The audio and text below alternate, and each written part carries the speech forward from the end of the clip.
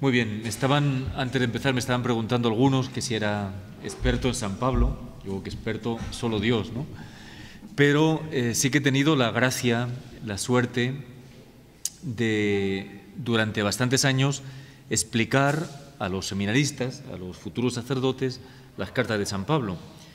Y yo diría, más que experto, soy amigo de San Pablo. Eso sí, ha sido uno de los grandes regalos que me ha tocado, que Dios me ha regalado, después de la vida, después del bautismo, del ser hijo de Dios, después del ser sacerdote. Uno de los regalos ha sido el poderme dedicar más al estudio de la Biblia y concretamente a San Pablo y a darlo a conocer también. Digo que es un amigo porque no hemos de pensar en San Pablo como en ningún santo, como en alguien del pasado, alguien que vivió hace tantos años y ya lo recordamos, aprendemos de él, sino que hemos de tener una relación personal con él. Es un amigo vivo, que está presente. Es alguien con quien nosotros podemos entablar una relación personal. Es alguien que nos ayuda. No solamente es un modelo, sino que es un amigo. Y en esa perspectiva yo quisiera situarme.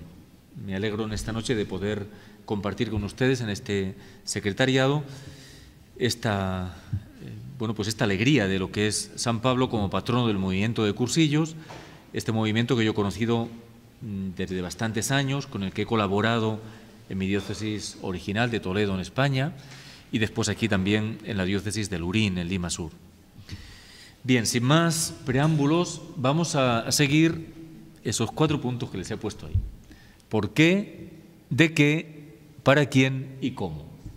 Alguien dirá, ¿qué serán esas preguntas? En esas preguntas yo quisiera desarrollar… ¿Cuánto tiempo disponemos? ¿Una hora? Ya. Vale. Puede ser un poquito menos y dejar después tiempo para preguntas. Entonces, en esas 4 preguntas yo quisiera de algún modo sintetizar en qué sentido San Pablo es misionero, evangelizador y por tanto también modelo para nosotros. ¿Por qué San Pablo evangeliza? Es la primera pregunta a la que intentamos responder. ¿Por qué evangeliza? Es decir, ¿qué ha habido en el corazón de Pablo para que entregue su vida, su tiempo, sus energías a esta acción evangelizadora que le llevó a recorrer, fíjense, 15.000 kilómetros? 15.000 kilómetros. Desde Madrid a Lima son algo de 10.500 kilómetros, que uno en avión lo hace en 12 horas más o menos. Bueno, San Pablo hizo 15.000 kilómetros sin aviones, sin carros tampoco. Algunos de sus viajes por mar eran en barcos de los de aquella época, que también le tocó naufragar, y otras veces en caminos a pie. Pero 15.000 kilómetros durante más o menos un espacio de unos 30 años, desde su conversión hasta su muerte. Es impresionante, es impresionante. Solamente ese dato de lo que él recorrió con el único fin de anunciar a Jesucristo, el único fin de llevar al Evangelio, llevar el Evangelio a todos. ¿Por qué entonces San Pablo es misionero?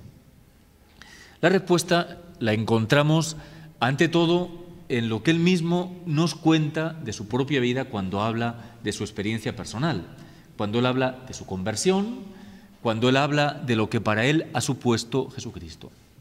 Situémonos en que Saulo es un hombre, un buen judío, es un hombre creyente, practicante, no solamente practicante, sino que era un hombre cumplidor, era del grupo de los fariseos que cumplían con toda exactitud la ley de Moisés y además se había preparado para ser maestro de la ley, para ser rabino.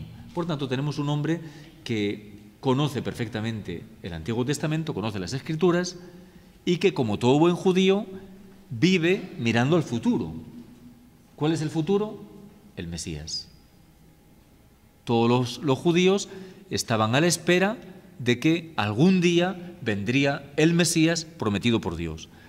Ese Mesías que había sido prometido, fíjense bien, ya desde la primera página de la Biblia, Génesis 3:15, cuando se nos habla del primer pecado, el pecado de nuestros primeros padres, ya se dice: Pongo enemistad, le dice a la serpiente, entre ti y la mujer, entre tu linaje y su linaje. Él te pisará la cabeza.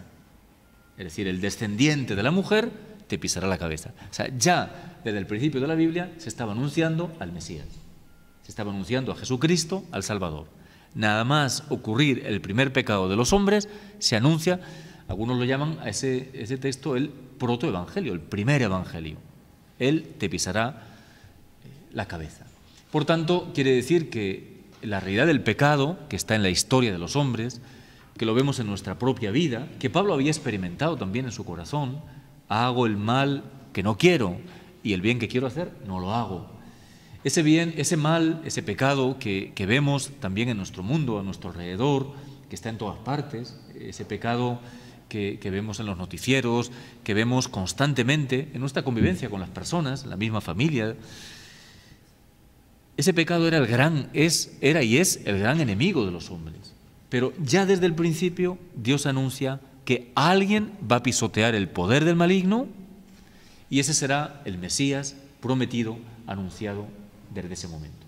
A partir de ahí, todos los profetas van a ir apuntando de diferentes maneras al Mesías que vendrá. Una cosa bien bonita es cuando se recorre el Antiguo Testamento y se ve cómo todo ese Antiguo Testamento confluye en Cristo. Todos los profetas anuncian a Cristo, los personajes del Antiguo Testamento son figura de Cristo. Por ejemplo, David, Jesús va a ser el nuevo David. Por ejemplo, Moisés, Jesús va a ser el nuevo Moisés. Moisés, que es el que entregó la ley, Jesús va a entregar la nueva ley. Salomón era la sabiduría, Jesús va a ser la sabiduría en persona. Todos los personajes apuntan a Cristo. Todas las cosas del Antiguo Testamento, el maná, figura de la Eucaristía, el templo, Jesús dirá, destruyan este templo, en 3 días lo reconstruiré. O sea, todo el Antiguo Testamento está apuntando al Mesías. Ese es un futuro al que todo judío está esperando. El gran acontecimiento sería ese cuando un día Dios decide intervenir en la historia de la humanidad y por fin el Mesías se haga presente en el mundo. Pues bien, Pablo vivía en esta espera, en esta mirada al futuro, y su gran sorpresa es cuando se encuentra que eso que él esperaba para el futuro ya ha ocurrido. Ya ha ocurrido. El Mesías ya está aquí, ya ha venido, ya ha muerto y ha resucitado. La salvación ya se ha realizado. Este es el acontecimiento que a San Pablo le tumba, le transforma, le renueva, le da un horizonte totalmente insospechado. Cuando Pablo entiende esto, que ya ha venido el Mesías, que ya la salvación prometida y esperada durante siglos es una realidad, entiende que no puede hacer otra cosa más que dedicarse a tiempo completo a ello. Entiende que esto es algo tan grande que tiene que llegar a todo el mundo, a todos los pueblos. Es algo que no se puede callar. Fíjense que una de las cosas que los judíos tenían muy metida en su mentalidad es que ellos eran el pueblo elegido. Eso es verdad. En todo el Antiguo Testamento, la historia de este pueblo que Dios ha elegido, pero fíjense cómo se trastocan las cosas. Israel era el pueblo elegido, pero elegido como mediador. Es decir, era el pueblo a través del cual la ley, es decir, la voluntad de Dios, tenía que llegar a todos los pueblos. Era el pueblo a través del cual la salvación, la palabra de Dios, tenía que llegar a todos. Pero eso que se les había dado como vocación, el pueblo de Israel con el tiempo lo ha entendido mal y lo ha vivido mal. Entonces, acaban pensando que ellos son los únicos, que ellos son los buenos, que ellos son los santos y los demás son todos pecadores. Esa era la mentalidad que tenían los judíos. Los judíos despreciaban a los demás, pero así, despreciaban y hasta odiaban a los demás, porque el que no era judío era, por definición, un pecador. El no judío no conocía la palabra de Dios, no conocía los mandamientos. Si no lo conocía, no lo podía cumplir. Si no lo cumplía, era pecador. Para un judío, cualquier no judío era, por definición, pecador. Era despreciable. Ustedes recuerdan cómo ya en la vida de Jesús esto había traído sus conflictos, porque a Jesús una de las cosas que le acusan es por qué, le dicen a sus discípulos, por qué su maestro se sienta a comer con publicanos y pecadores. Era una conducta de Jesús sorprendente. ¿Por qué se sienta a comer con ellos? Sí, un buen judío debería apartarse de ellos. Te van a contaminar, te van a manchar. ¿Por qué, si fuera profeta, se deja tocar por esa mujer que es una prostituta? ¿Por qué? Ya Jesús había desconcertado bastante a la gente. Porque ellos tenían, como digo, esta mentalidad cerrada. El auténtico judío, fiel a la ley, tiene que estar separado de todo lo que sea pecado, para no dejarse contaminar por nada ni por nadie. Jesús va a hacer todo lo contrario. Jesús se deja tocar por los pecadores, se sienta a la mesa con ellos, conversa con ellos, los busca, es más, llegan a ser sus predilectos. San Pablo era heredero de esta mentalidad. O sea, no heredero, sino que era lo que se vivía. Esta mentalidad por la cual todo no judío era despreciable. Cuando él descubre que la salvación se ha realizado, es el primero en entender que esa salvación es para todos, no solamente para los judíos. Y aquí San Pablo tampoco es que se invente nada nuevo, sino que descubre lo que ya estaba en el Antiguo Testamento. Los grandes profetas del Antiguo Testamento habían anunciado esto. Vendrá un día en que todos los pueblos, no voy a leer textos porque se nos haría largo, pero Isaías, por ejemplo, tiene textos bellísimos. Vendrán todos los pueblos a Jerusalén. De Jerusalén va a salir la palabra de Dios que va a llegar a todos los pueblos. Y todos los pueblos vendrán a adorar al único Dios. San Pablo, a partir del momento de su conversión, entiende que porque ha venido el Mesías, esa salvación es definitiva, es total y es para todos. Y esto le va a impulsar a anunciar, a proclamar el Evangelio por todas partes. Entonces, esta es la razón fundamental de lo que él entiende, que ya está aquí la salvación. No solamente está la salvación, sino que esta salvación además es un don gratuito. Otra cosa novedosa. Es un don gratuito. ¿Cuál era la mentalidad de los judíos en la época? Y más especialmente la de los fariseos. Como decía, San Pablo era fariseo y los fariseos eran los consejeros espirituales del pueblo de Israel. Eran unos 6.000 más o menos, eran la élite del pueblo de Israel. La mentalidad era: tú conoces ya la ley de Dios, que te ha llegado a través de Moisés, conoces la ley de Dios, la cumples y te salvas. Pero tú te salvas a ti mismo. Tú la conoces, la cumples y Dios te premia. No sé si a alguno le quedará todavía algo de esta mentalidad, porque lamentablemente todavía muchos católicos siguen teniendo esta mentalidad. Entonces quiere decir, atentos, porque estamos en el Antiguo Testamento todavía, si estamos con esa mentalidad. Dios me dice lo que tengo que hacer, yo lo cumplo y yo me salvo. Y Dios me premia lo que yo he hecho de bueno o me castiga si yo he hecho lo malo. ¿Qué es lo que descubre San Pablo en su encuentro con Cristo en el camino de Damasco? No solamente descubre que Jesús está vivo, que Él es el Salvador, sino descubre que todo es gracia. Esta es la gran novedad que revoluciona a Pablo, al Saulo fariseo. Todo es gracia. Todo es gracia. Ya no es una conquista que tú te pones delante de Dios y que Dios te va a premiar, sino que todo hombre es pecador. Esto lo demuestra impresionantemente en la carta a los Romanos. Todo hombre es pecador, todos, va a decir los paganos. Si van leyendo esos primeros 3 capítulos de Romanos, ahí va haciendo su demostración. Los paganos, todos son pecadores. Ellos no han reconocido al verdadero Dios. Al no reconocer a Dios y caer en la idolatría, han caído como consecuencia en todos los vicios. Ese era el paganismo de la época. Un paganismo, dicho entre paréntesis, que se parece muchísimo al actual.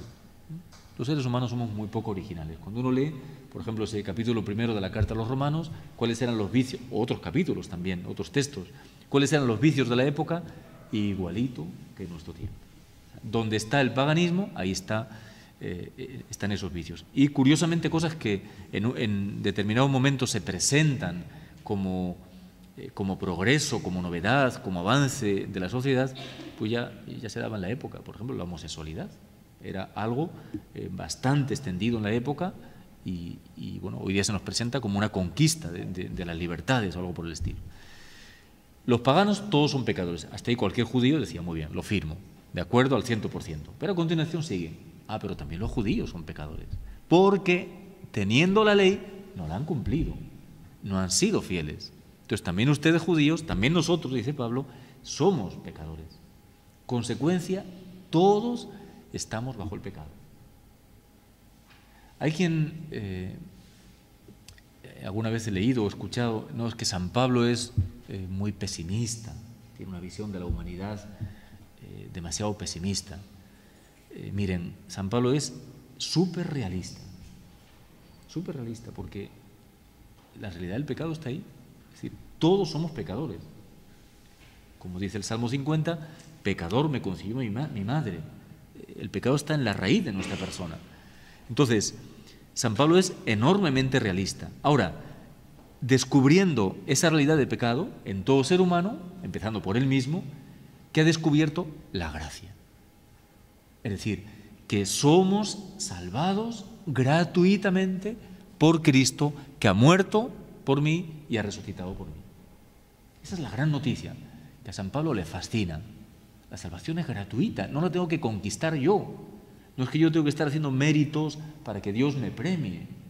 La salvación es un regalo gratuito, inmerecido de parte de Dios, que ya ha sido ganado por Cristo en la cruz y yo solamente tengo que recibir.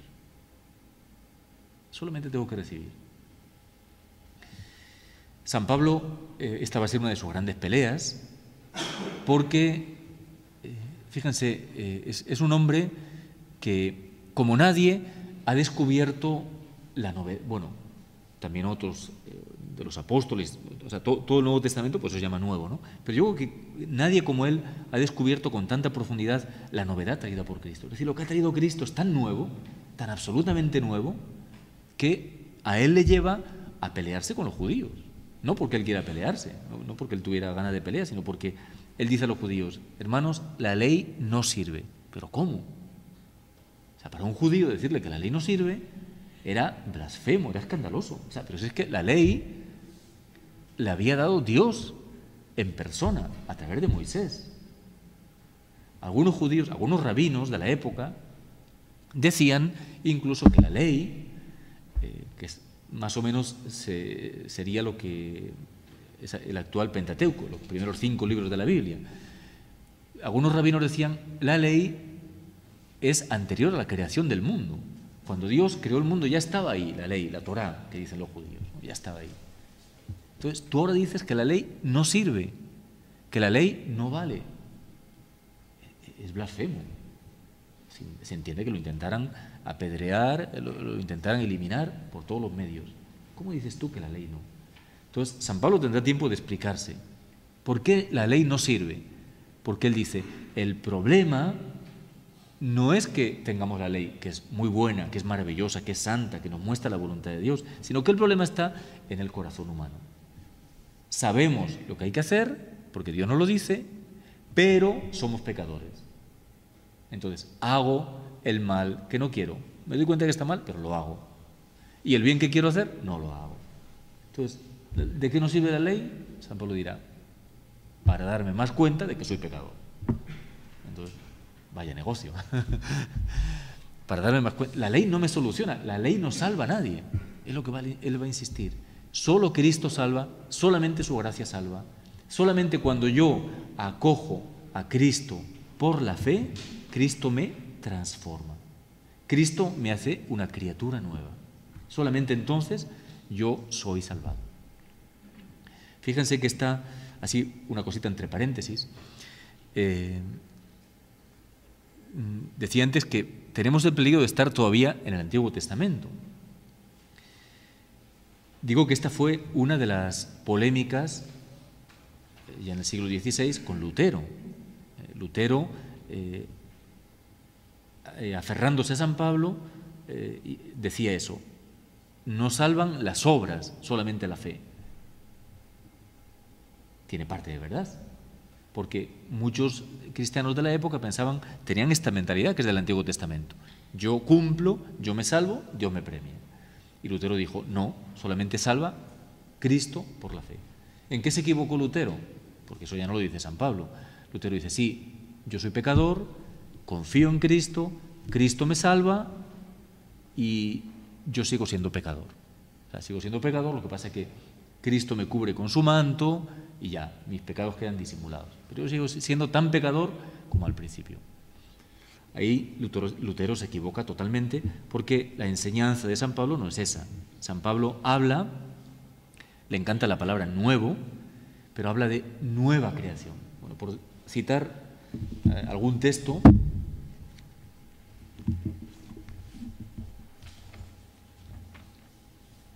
en la segunda carta a los Corintios tenemos esta expresión, que es una de esas, de tantas otras que tiene él, así ciertamente redondas. Dice, segunda Corintios, capítulo 5, versículo 17. Por tanto, dice, el que está en Cristo es una nueva creación. Pasó lo viejo, todo es nuevo. Esto es lo que, fíjense que una de las cosas fascinantes de San Pablo es que todo lo que dice, todo lo que escribe, lo dice por experiencia. No es un teórico, no es un filósofo. Es un hombre que ha experimentado lo que él escribe. El que está en Cristo es una nueva creación, es una nueva criatura. Esto es lo que Pablo experimentó en su conversión. Y eso que él dice: yo antes era judío, cumplidor, intachable, cumplía perfectamente la ley, pero a pesar de todo, hago el mal que no quiero, el bien que quiero no lo hago. Cuando Cristo entra en su vida, el que está en Cristo es una nueva criatura. Ha experimentado de tal manera que Cristo le ha transformado desde dentro, ha cambiado su corazón, ha tenido una tal experiencia de ser verdaderamente un hombre nuevo, de tener una vida nueva. La palabra nuevo va a estar constantemente repetida en sus cartas. Entonces, pasó lo antiguo, todo es nuevo. Entonces, esta experiencia de lo que Dios ha hecho en él, esta experiencia de lo que Cristo ha traído, es tan profunda, esta experiencia de lo que es la gracia de Dios es tan radical en Pablo, que él necesita contarlo. Y necesita que todo el mundo se entere de que la salvación está al alcance de todos, judío y pagano, esclavo o libre, hombre o mujer. Todo ser humano ha sido tocado por la salvación de Cristo. Ahora es necesario que se le anuncie. Esa salvación solamente va a llegar cuando a una persona le es predicado, le es anunciado el Evangelio.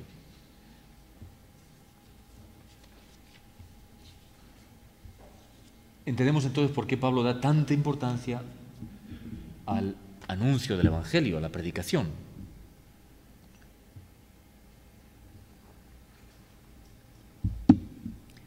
Dice en 1 Corintios,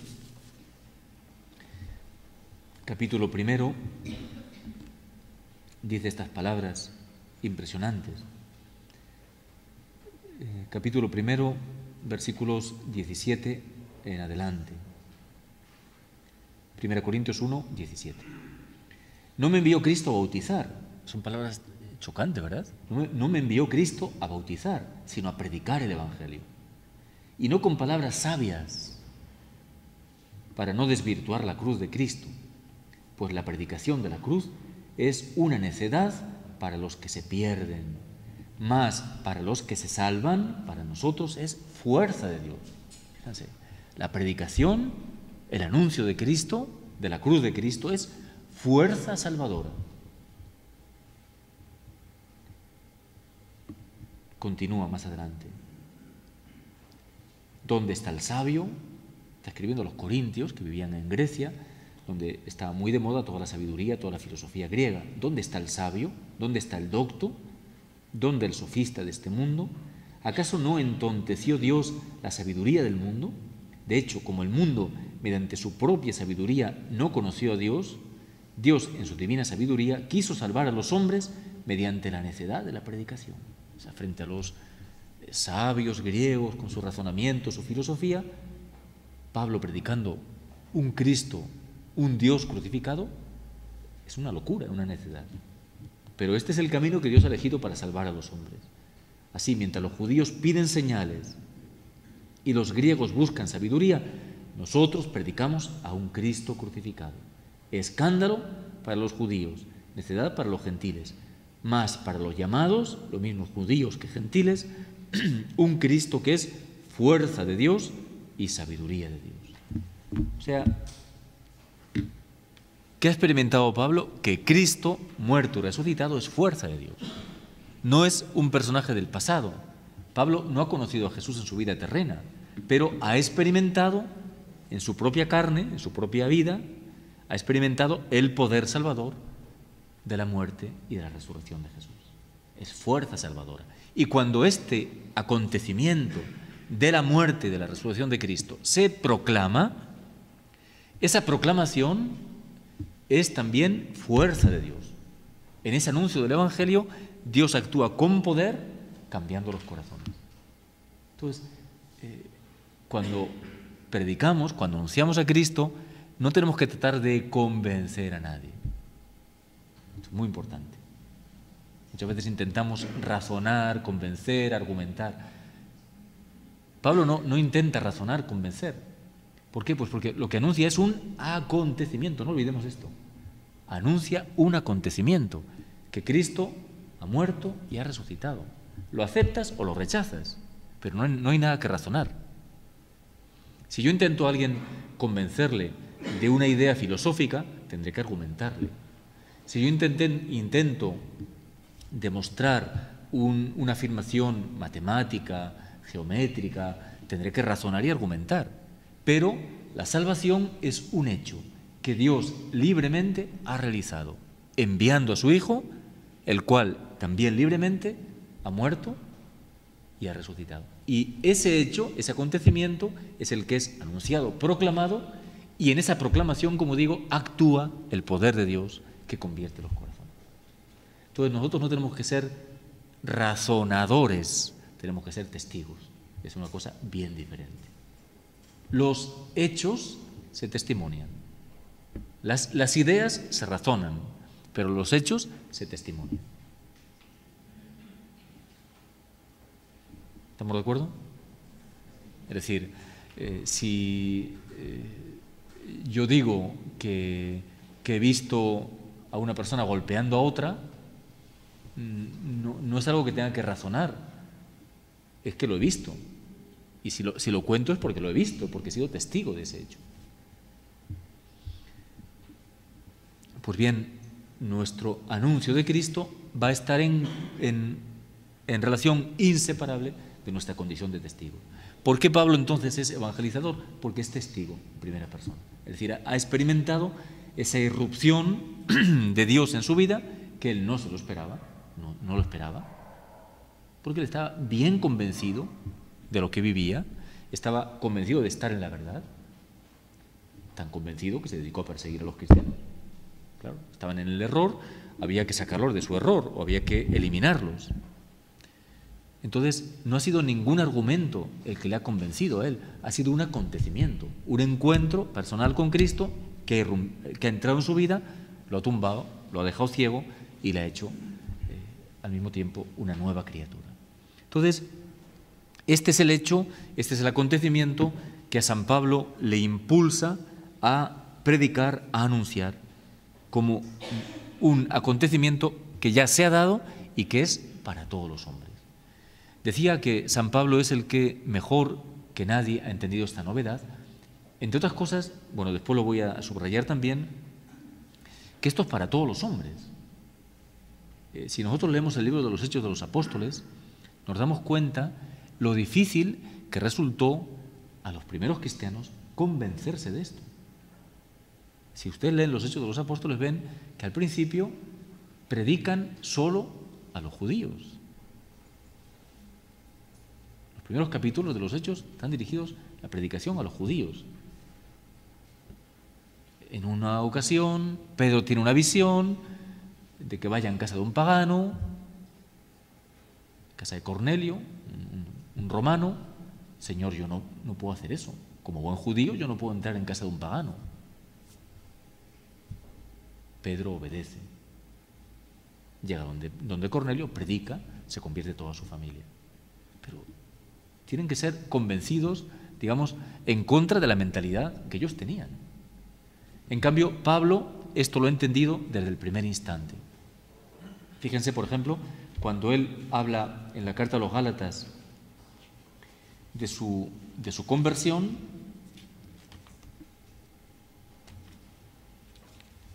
Gálatas capítulo 1, versículos 15 y 16, dice: cuando aquel que me separó desde el seno de mi madre y me llamó por su gracia, ven, la gracia es constantemente, me llamó por su gracia, tuvo a bien revelar en mí a su Hijo, me iluminó el rostro de Cristo en mi corazón, tuvo bien a revelar en mí a su Hijo para que le anunciase a los gentiles. O sea, en Pablo, conversión a Cristo y evangelización son inseparables. Conocer a Cristo e impulso a anunciarlo a todos, especialmente a los gentiles, es algo que desde el primer instante de su conversión ha quedado grabado en su corazón. Reveló a su Hijo en mí, ¿para qué? Para que yo lo anunciase a todos, especialmente a los gentiles que no lo conocían.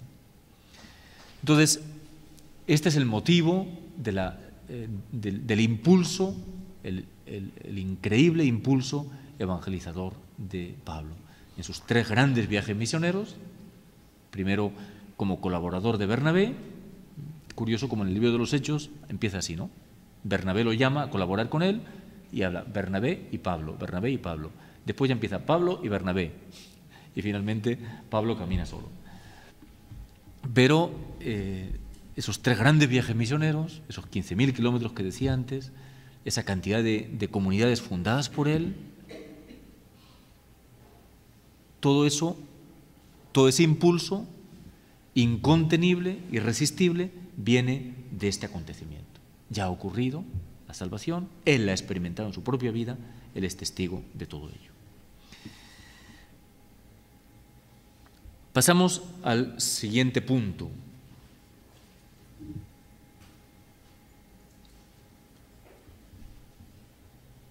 Bueno, he cambiado un poco el orden.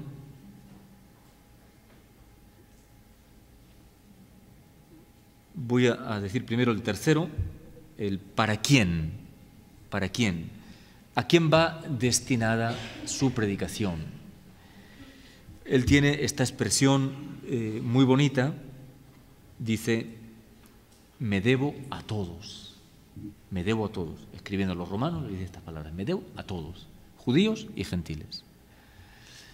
Ahora, precisamente porque se debe a todos, ha entendido de manera especial que su vocación es llevar el Evangelio a todas esas multitudes, a todos esos pueblos que yacían, por utilizar las palabras del Benedictus, del cántico de Zacarías, todos esos pueblos que yacían en oscuridad, en tinieblas, en sombras de muerte.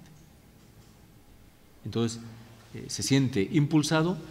En el fondo es lo que Jesús había anunciado, que dice Hechos 1:8, recibirán el Espíritu Santo, serán mis testigos en Jerusalén, en Judea, en Samaria y hasta los confines de la tierra, hasta el fin del mundo. O sea, este anuncio del Evangelio, Jesús ya lo había dicho, pero los apóstoles no lo acaban de entender.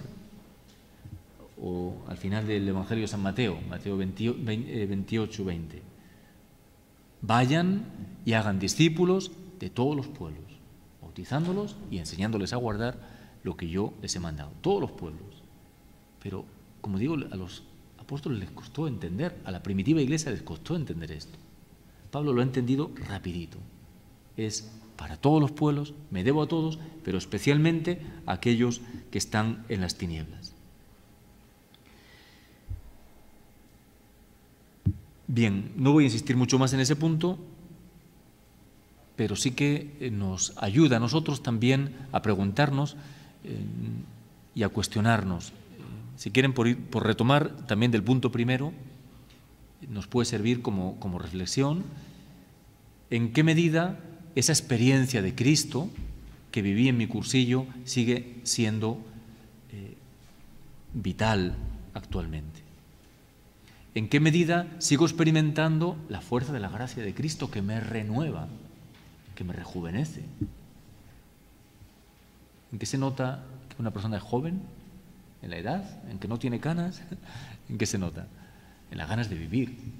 Uno puede tener 15 años y ser un viejo. Está cansado, no tiene ilusión por nada. Y puede tener 90 años y estar lleno de entusiasmo. Entonces, ahí está uno de los secretos de este rejuvenecimiento que Pablo experimenta. Entonces preguntémonos, ¿yo vivo este gozo del Evangelio? Es muy interesante que el Papa dice, en esta exhortación que nos acaba de dirigir, él dice, el querigma no es una cosa que uno recibió una vez y ya se olvida. Ya como el alumno que aprueba sus cursos y ya, después de que aprueba el curso, ya los apuntes y los libros a la hoguera, ya lo quema todo, ya está superado. No, el querigma no es algo que está en el pasado, que se supera, sino que el querigma necesitamos ser evangelizados permanentemente. El querigma debemos estarlo reviviendo continuamente. ¿Por qué? Porque es el centro de nuestra fe. Aquí no es cuestión de sabérmelo, es que ya me lo sé, que Dios me ama, ya me lo sé, que Cristo ha muerto por mí, ya me lo sé. No es cuestión de saberlo, es cuestión de vivirlo de una manera cada vez más profunda y de cimentar y apoyar sobre ello toda nuestra vida. Entonces, respecto a ese primer punto, podemos cuestionarnos esto. ¿En qué medida esa gracia de mi encuentro con Cristo, esa experiencia de la gracia, sigue siendo actual, viva, gozosa para mí hoy, después de tantos o cuantos años que viví mi cursillo, que experimenté mi conversión? Y en cuanto a este segundo punto, cuestionémonos también, ¿en qué medida va creciendo en mí esta pasión por anunciar el Evangelio? Que esto es lo que caracteriza a Pablo. Esta pasión, este deseo de que todos, las frases también de él, es una frase que son de esas que pueden servirnos como verdaderamente como lema para nuestra vida.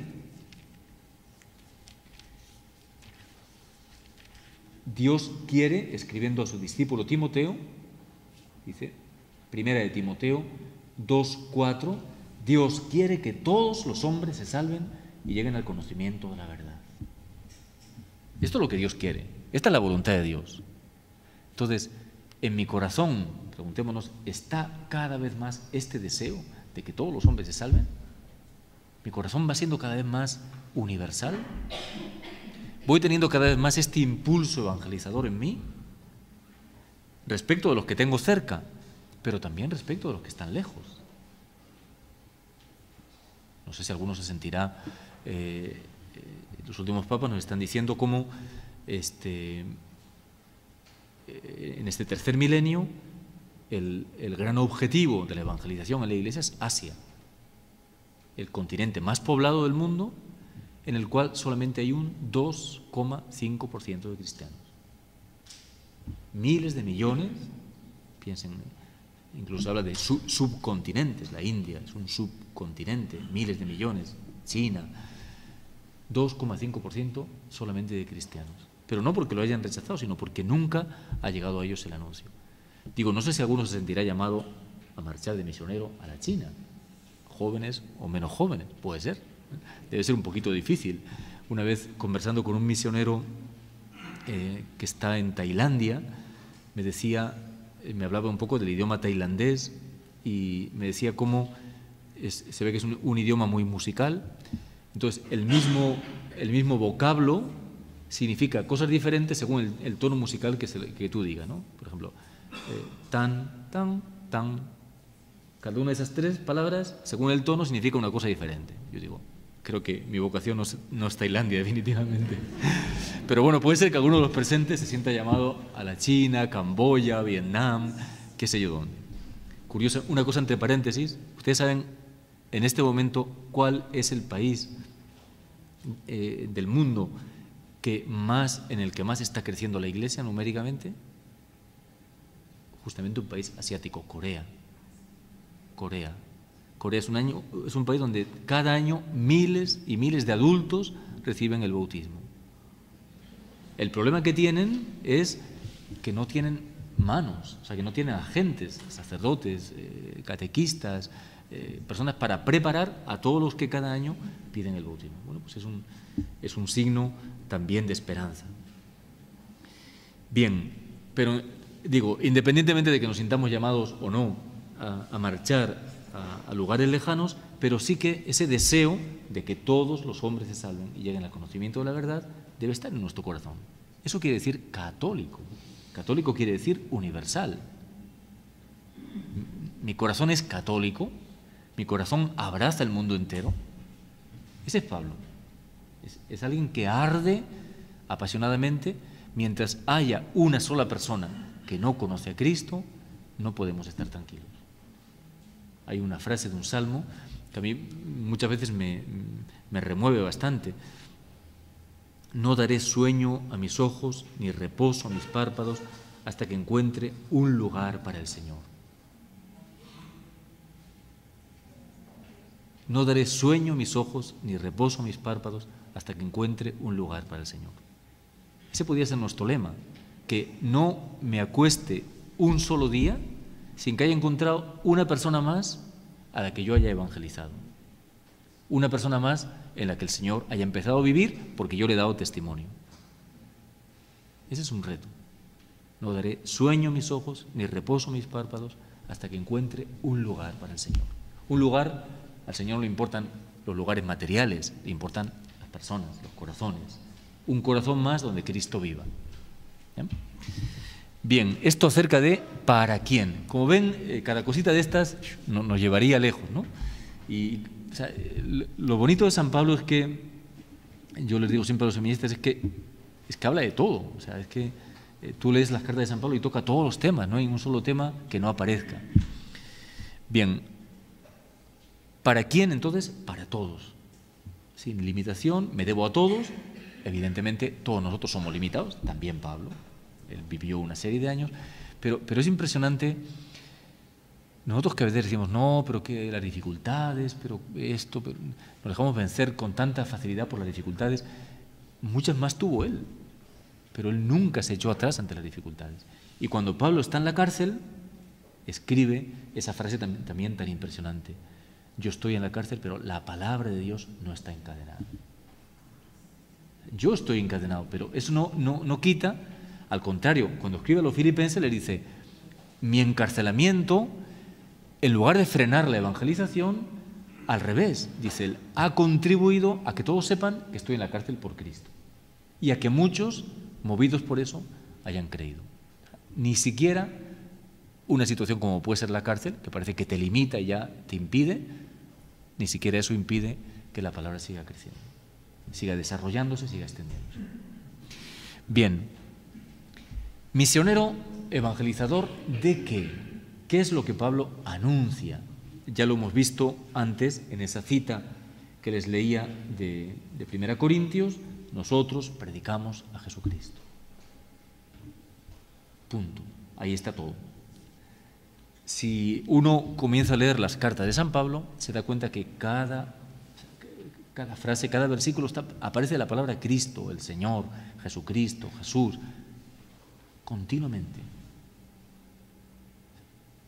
No enseña una doctrina moral, no enseña un dogma, enseña una persona. Y todito está en relación con la persona de Cristo, todo. Si vivo la caridad es porque el amor de Cristo entra en mi corazón y me impulsa a amar a los demás. Si soy humilde es porque participo de la humildad de Cristo que se humilló hasta hacerse obediente hasta la muerte y muerte de cruz. Si vivo la castidad es porque Cristo con su cuerpo me contagia su misma castidad. Así, todo. Toda la vida, todas las virtudes, toda la moral es Cristo. Pablo predica a Cristo y Cristo crucificado. en ese texto que ya leía hay cantidad de frases que podemos resaltar, pero, por ejemplo, esta en Gálatas 6:14. En cuanto a mí, Dios me libre de gloriarme si no es en la cruz de nuestro Señor Jesucristo, por la cual el mundo es para mí un crucificado y yo un crucificado para Cristo. Dios me libre de gloriarme si no es en la cruz de Jesucristo. Y volviendo a esa 1 Corintios, dice también, después de ese texto que leí antes, en 1 Corintios 2, versículos del 1 al 5, dice: yo, hermanos, cuando fui a ustedes, no fui con el prestigio de la palabra o de la sabiduría a anunciarles el misterio de Dios, pues no quise saber entre ustedes sino a Jesucristo y este crucificado. Y me presenté ante ustedes débil, tímido y tembloroso. Y mi palabra, mi predicación no tuvieron nada de los discursos persuasivos de la sabiduría, sino una demostración del poder del Espíritu, para que la fe de ustedes se fundase no en la sabiduría de los hombres, sino en el poder de Dios. No quise saber más que a Jesucristo y este crucificado. ¿Qué es lo que Pablo predicaba al llegar a un lugar? Es bueno que nos situemos un poco así, que pongamos un poquito de imaginación. O sea, Pablo llega, porque su tarea como misionero, que él dice en la carta a los romanos, dice: mi orgullo, dice él, es predicar a Cristo donde todavía no es conocido.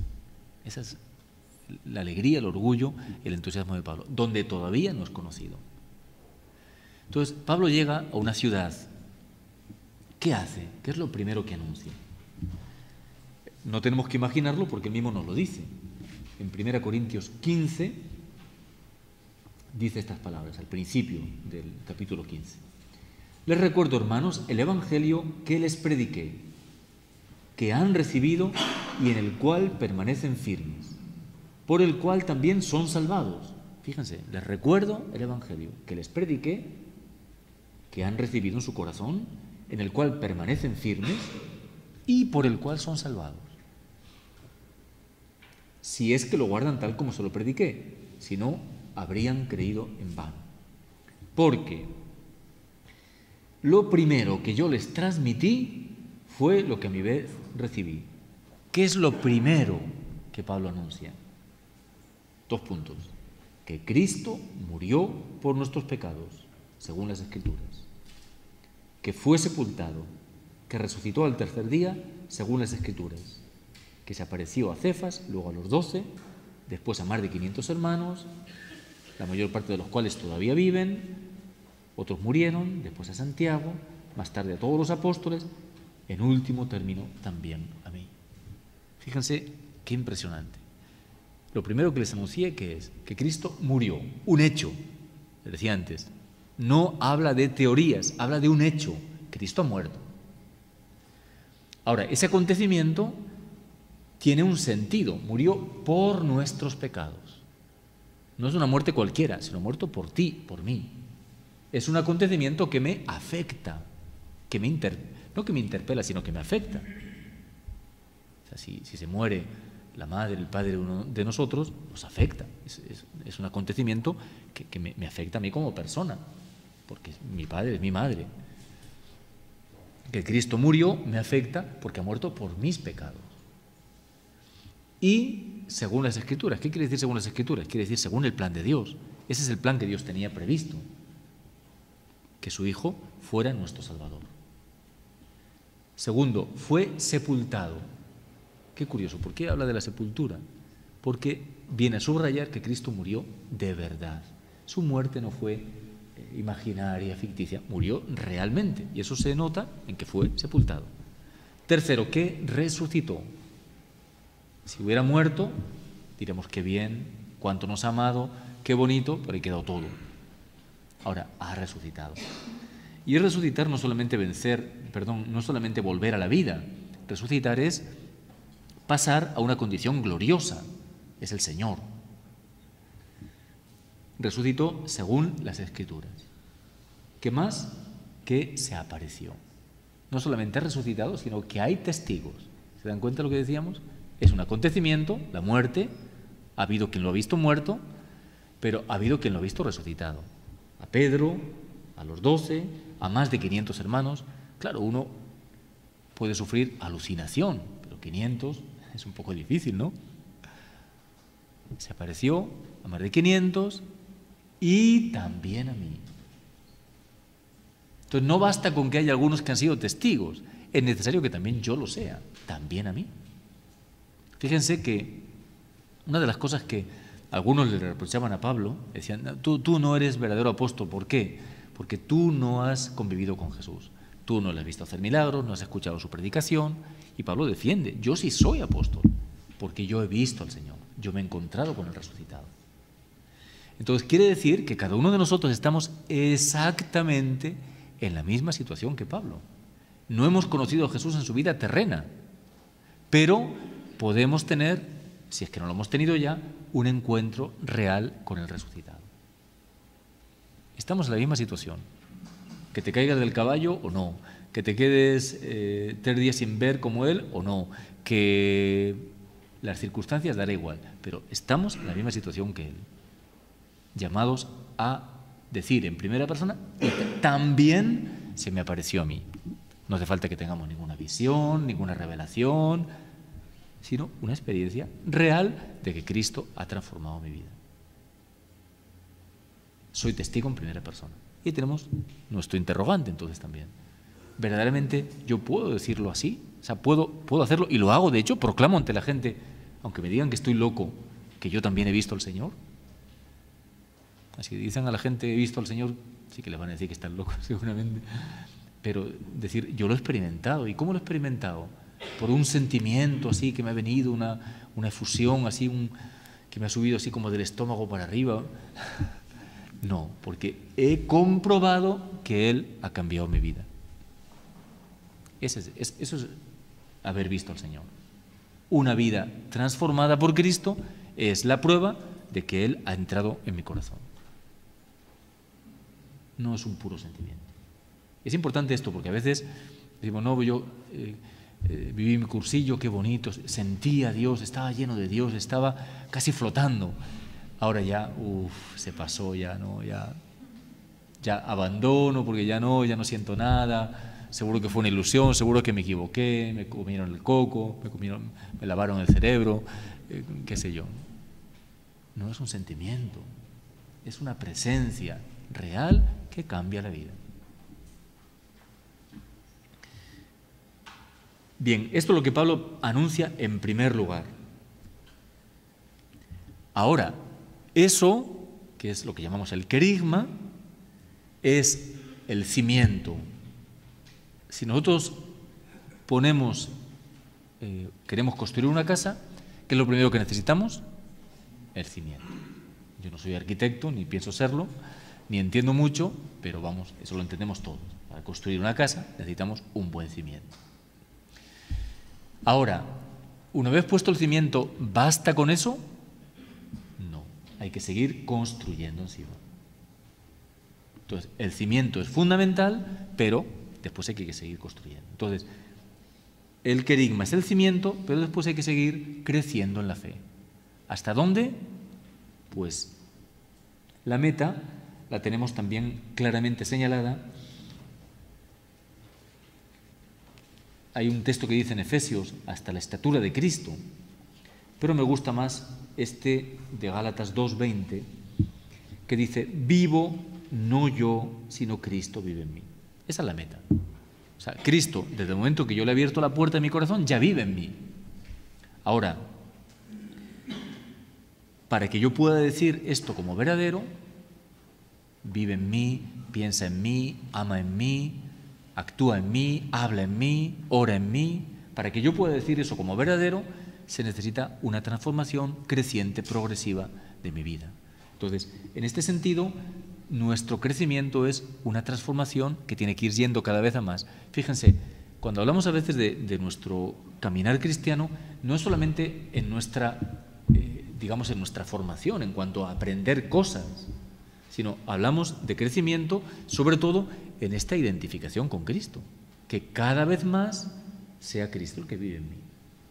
Este es nuestro crecimiento. Ojalá que también sepamos también dar razón de nuestra fe, explicar nuestra fe, estar cada vez más formados. Pero lo primero, lo fundamental, es dejar que Cristo viva en mí y que eso sea cada vez más real. Ya sé que esto no es tan fácil de medir, ¿no? Hay personas que son pesimistas y bueno, puede ser que ya están tocando la santidad, pero Padre, yo soy un demonio, soy lo peor del mundo. Bueno, no es tan fácil medir si uno ha crecido o no ha crecido. También hay que encarar el extremo contrario, el orgullo espiritual. Yo ya aquí soy santo, los demás todos son de segunda categoría, aquí el santo soy yo y los demás que me rindan honores. Bueno, no es difícil o es un misterio, pero nuestro deseo tiene que ser ese. Que llegar a la plenitud de Cristo, a la estatura de Cristo, llegar a que Cristo viva en mí. Claro, en este sentido, no creo que nadie podamos decir, yo ya llegué, ya. Desde luego Pablo tampoco lo dice. Fíjense qué hermosa frase, para quien le gusta el deporte,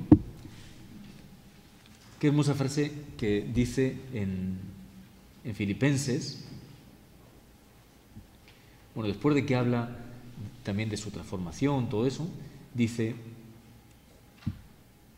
no es que yo lo tenga ya conseguido, Filipenses 3:12 en adelante, no es que yo lo tenga ya conseguido o que ya sea perfecto, sino que continúo mi carrera por si consigo alcanzarlo, habiendo sido yo mismo alcanzado por Cristo Jesús. Este es uno de los verbos que mejor expresa su experiencia de Pablo. He sido alcanzado, es decir, he sido tocado, aferrado por Cristo. Me ha agarrado, soy de Él. Yo, hermanos, no creo haberlo alcanzado todavía, pero una cosa hago, olvido lo que dejé atrás y me lanzo a lo que está por delante. ¿Cuántas veces estamos lamentándonos de nuestro pasado, lo que hice mal? Bueno, está bien que nos arrepintamos, pero olvido lo que dejé atrás. Si Pablo se hubiera dedicado a lamentarse, ay, qué pena, ha sido perseguidor de la Iglesia, no tendríamos a San Pablo y no hubiera hecho lo que hizo. Olvido lo que queda atrás y corro, dice, me lanzo a lo que está por delante, corriendo hacia la meta para alcanzar el premio al que Dios me llama desde lo alto en Cristo Jesús.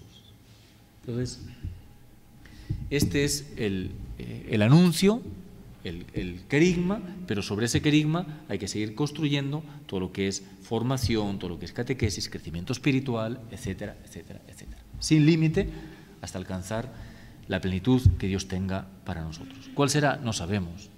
Dios tiene para cada uno un plan, un proyecto.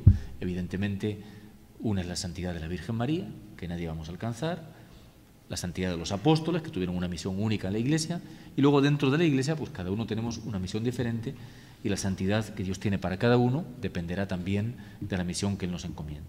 Pero que nosotros nos toca no rebajar, no aspirar a menos de lo que Dios quiere. No puede decir, no, yo ya me conformo con esto. No, pero Dios quiere más de ti. Bien, y se me va el tiempo, pasamos al último punto. ¿Cómo? Hemos visto por qué Pablo tiene este impulso evangelizador, a quiénes se dirige, qué es lo que anuncia y ahora cómo. No hago más que unas rapiditas así pinceladas. Primero, hay una cosa que el Papa repite en esta carta que nos acaba de escribir, dice, la Iglesia está para salir. Desde que fue elegido Papa está hablando de salir. En el fondo, que es una manera de decir lo que Jesús dijo en el Evangelio, vayan. Jesús no dijo, inviten a que la gente venga, siéntense aquí en su butaca e inviten a que vengan.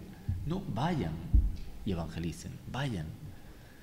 Y esto es lo que ha hecho Pablo. O sea, Pablo ha salido y se ha puesto a caminar y se ha puesto a viajar hasta que ha terminado.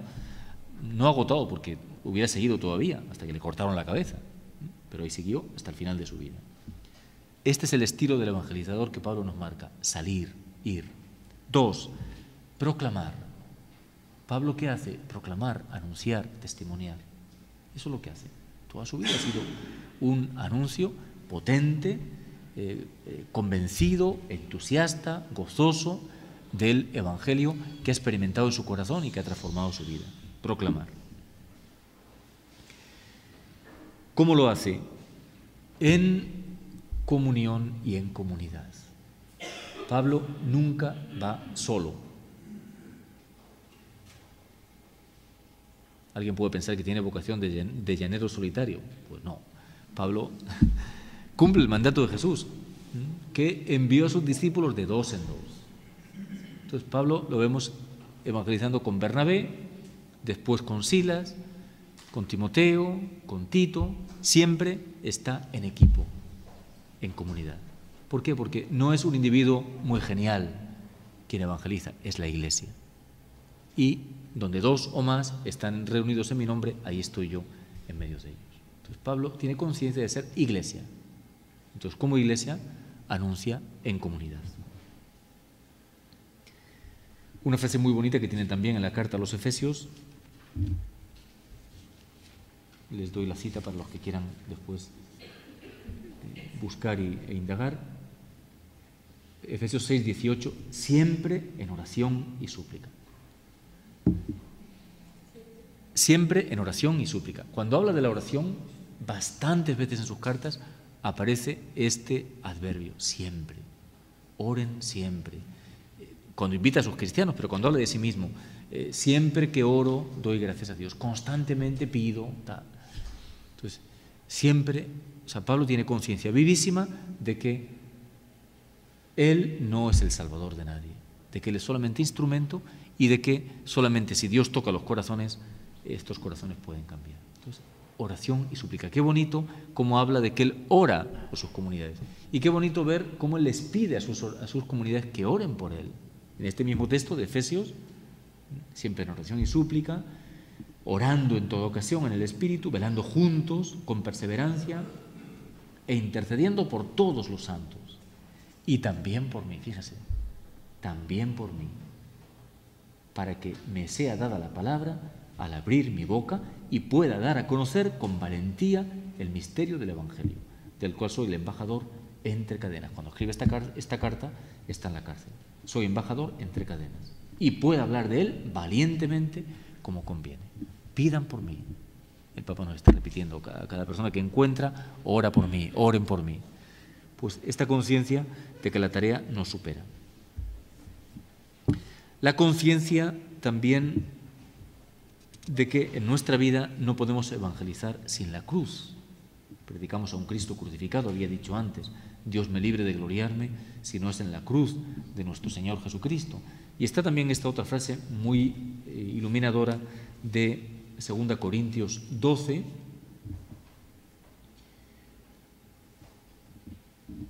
me glorío en mi debilidad, para que habite en mí la fuerza de Cristo. Pues cuando soy débil, entonces soy fuerte. ¿Dónde ha aprendido Pablo esto? En la cruz de Jesús. La cruz de Jesús, que es el máximo de la debilidad. Jesús crucificado ha quedado reducido a la impotencia. Y ahí, en esa debilidad, está la fuerza salvadora de Dios. Entonces, cuando en tu vida aparece la cruz, no es un obstáculo, es la mejor arma para la salvación del mundo. Cuando soy débil, entonces soy fuerte. Y último, y ahí ya sí termino, esta otra frase, les doy también la cita, porque es muy bonita, 1 Corintios, capítulo 9, versículo 19. Siendo libre de todos, me he hecho esclavo de todos para ganar a los más que puedan. Continúa, desde del 19 hasta el 23. Me he hecho todo a todos para salvar a toda costa a algunos. Y todo esto lo hago por el Evangelio, para ser yo también partícipe del mismo. O sea, todo para todos. Quiere decir que tenemos que adaptarnos a las personas,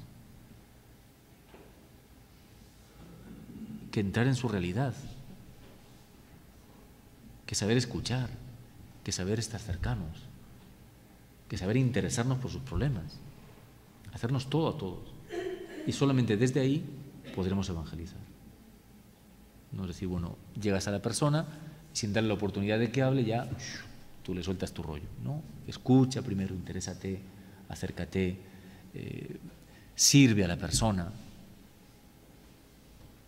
Y desde ahí encontrarás el camino abierto y el corazón abierto para transmitirle el anuncio. Y en ese hacerse todo a todos hay un tema también muy llamativo de Pablo, que es la gratuidad. Él,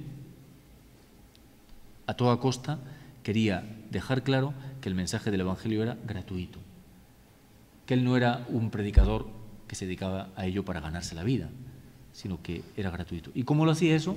Trabajando con sus propias manos. Y debía ser duro, porque si estaba evangelizando, además tenía que trabajar para ganarse su pan, pero él lo hacía de todos modos. Cuando ya llegó un momento que las tareas le absorben, deja de trabajar y entonces sí acepta. Curiosamente, solo de una comunidad acepta ayuda, de la comunidad de Filipos, fue los únicos. A los corintios que quisieron ayudarle, les dijo no, porque eran bastante orgullosos, les dijo no aceptó su donativo. Pero de los filipenses sí varias veces le ayudaron. Pero él siempre ha querido dejar muy clara esta gratuidad. No va a servirse del Evangelio, sino a servir al Evangelio y a servir a las personas. Y Pablo esto lo ha proclamado y lo ha vivido de una manera verdaderamente impresionante. Bien, pues ahí tenemos algunos apuntes del cómo, algunas de estas indicaciones, que podemos seguir apuntando otras, se adapta, se hace todo a todos, para que todos, o algunos por lo menos, dice él, se salven. Tenemos entonces ahí a San Pablo como patrono, como modelo, como ejemplo de evangelizador y como un estímulo permanente para todos nosotros. Como decía, hemos de aprender de él, pero no como alguien del pasado, sino como amigo, que estamos llamados a ser cada vez más de él, para pedirle que nos ayude y que nos... lo que pidió el profeta Eliseo, cuando Elías iba a morir, le pidió, por favor, déjame 2/3 de tu espíritu. Que pidamos nosotros también eso al Señor. Señor, dame 2/3 del espíritu de San Pablo. Si cada uno de los que estamos aquí tuviéramos al menos 2/3 del espíritu de San Pablo, sería impresionante. Ar de Lima, de colores.